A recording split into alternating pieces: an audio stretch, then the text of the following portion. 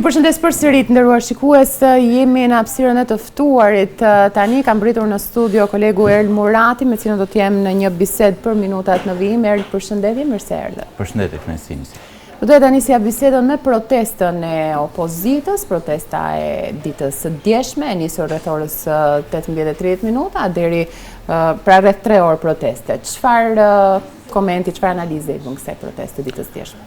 Shikoni, protesta djeshme ishte në vazhdën e serisë protestave tashmë të paralajmëruara nga opozita, të protestave kombëtare, të cilat ajo i ka lajmëruar dhe tashmë po i kanë intensifikuar, pothuajse çdo javë, pra kemi nga një protestë shkëlqyer kombëtare. Ndoshta e djeshme nuk ishte dita më e mirë për shkak se ishte një ditë pushimi dhe ishte festa e Sultan Novruzit. Në përgjithësi, partitë politike kujdesen që në këtë pikë të mos kryen sakrilegj, pra të mos i përfshin aktivitetet e tyre politike, për më tepër protestat e dhunshme kur janë festat fetare, pra është njësoj si të bësh protestë për Bajram ose për Krishtlindje ose për Pashkë, por megjithatë kjo është vendimi i opozitës. Pjesëmarrja e djeshme në këtë protestë nuk ishte masive, duhet ta themi, ishte madje një protestë nga pikpamja sasiore më e vogël, më e ulët se sa protestat e tjera.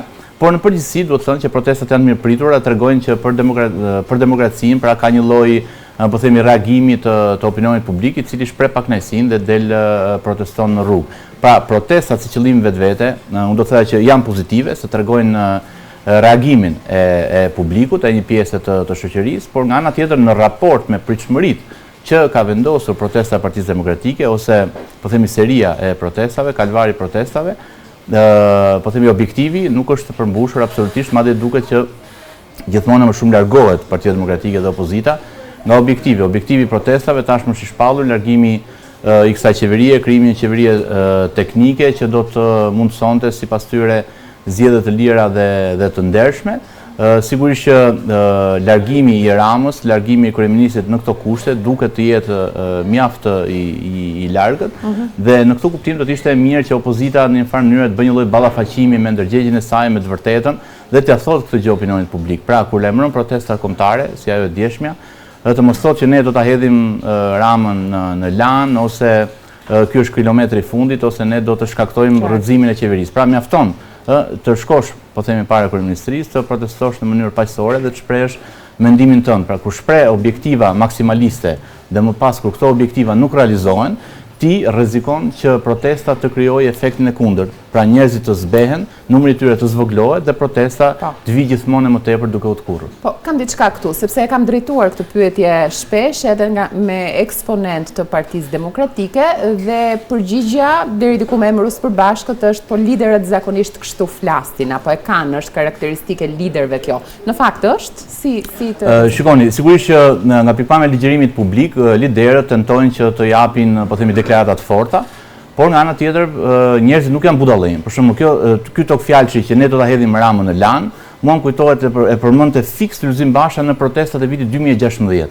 Sot jemi në vitin 2026, pra kanë kaluar 10 vite, edhe retorika është e njëjtë. Pra unë mendoj dhe besoj që nuk ka pse të shpallen objektiva maksimalisht dhe jo realist. Pra është le ta themi hapur, është një objektiv jo realist që me protestat e përjavshme që bën Partia Demokratike dhe opozita të shkaktojë largimin e qeverisë. Nga ana tjetër besoj që edhe protestat e përjavshme janë diçka e tepërt dhe nuk po arrin të asimilohen në një farë mënyrë nga shoqëria, se ti kur bën një protestë kombëtare, presupozohet mos të zgjosh vetëm nervin e militantëve dhe të mbështetësve të antarësisë së partisë, por presupozohet pra që të kesh një lloj ngacmimi të shoqërisë në tërësi, edhe asaj që ne e quajmë elektorati gri, dhe fatkeqësisht PD-ja dhe opozita kësaj nuk ja ka arritur. Dhe unë besoj që protestat kombëtare një herë në muaj, fjala vjen, mund të jenë mos e të mjaftueshme, nuk ka pse bën protesta të përjavshme ose edhe të përditshme siç Partia Demokratike i ka bërë dikur.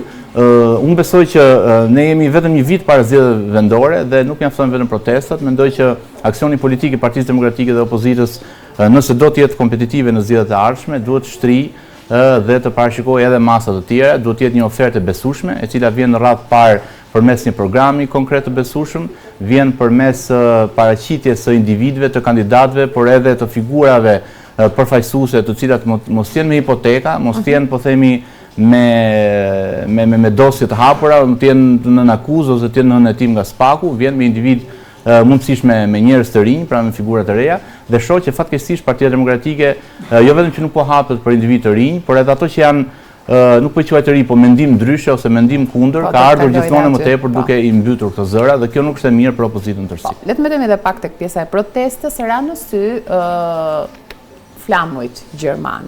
Nëse në protesta tjera kemi patur parasysh përveç flamujve kombëtar, flamujve të Partisë Demokratike, ato të Bashkimit Evropian dhe flamujt të Shteteve të Bashkuara. Këtë herë bini në sy të paktën ato që udhëhiqnin rrugën se ku drejtoheshin, ku do të shkonin, ishin flamujt e Gjermanisë. Por pati dhe një reagim të ambasadës gjermane që bënte thirrje për distancim nga dhuna dhe kjo eksponentët Partisë Demokratike apo organizatorëve distancoheshin nga dhuna. Si e pat të taktik ndryshe për të... Shikoni, e kuptoj, kjo nuk është një taktik deri diku edhe përsëritore, madje duhet ta them hapur një taktik infantiliste opozitës në tërësi, që në moment caktuar valvit flamujt amerikan, flamujt gjerman, flamujt të shteteve të caktuara, në një përpjekje, po themi modeste, për të gënjur ose zhgënjur militantët e tyre që ne kemi mbështetjen e faktorit ndërkombëtar. Në këtë pikë ishte edhe ajo, po themi, pjesëmarrja ose marrja e flamujve gjerman, e cila pati një efekt bumerang, sepse ambasadët gjermane ne pam, jo ambasadët tjera, vetëm ambasadët gjermane u shpreh që e dënoi dhunën në këtë protestë dhe unë besoj që kjo është një praktikë jo vetëm Partinë Demokratike, por edhe në partitë e tjera. Besoj që një praktikë që duhet marrë fund. Ju e mbani mend vite më parë kur presidenti Ilir Meta valviti flamurin amerikan në një protestë të ngjashme, mos gaboj në 2 marsin e famshëm, pati një reagim nga ambasadore amerikane dhe një distancim pse u valvit flamuri amerikan. Kështu që do të ishte e udhës pra që partitë politike shqiptare, kushdo qofshin ato, të heqin dorë nga keqpërdorimi i flamujve të huaj, sepse në fundit kjo është vetëm për të gënjesh veten. Pra ti mund të marrësh gjithë flamujt e botës aty, nuk e di 280-300 shtete sa ka bota, mund t'i sjellësh në shesh. Është e kotë, absolutisht me këto lëvizje nuk rrit mbështetjen e popullit dhe mbi gjitha nuk rrit mbështetjen e faktorit ndërkombëtar.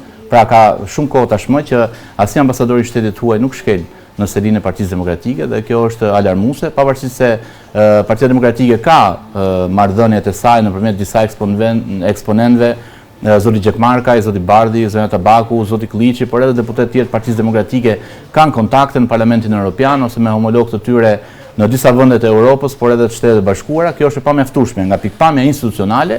Pra ne kemi një bllokim që shtetet të caktuara, BE-ja dhe sidomos ambasadë amerikane i ka bërë Partisë Demokratike dhe sigurisht kjo nuk mund të kompensohet, sado të kesh ti dëshirën ose vullnetin e mirë, duke marrë flamujt të huaj në protestë, nuk mund të kompensohet me këto lëvizje, sepse siç e përmenda nuk gënjen dot askënd, as popullin tënd dhe as ambasadorët e huaj. Që nga nisja e kësaj vale të protestave, të cilat u bën më intensifikuese, protestat kombëtare kanë fjalën.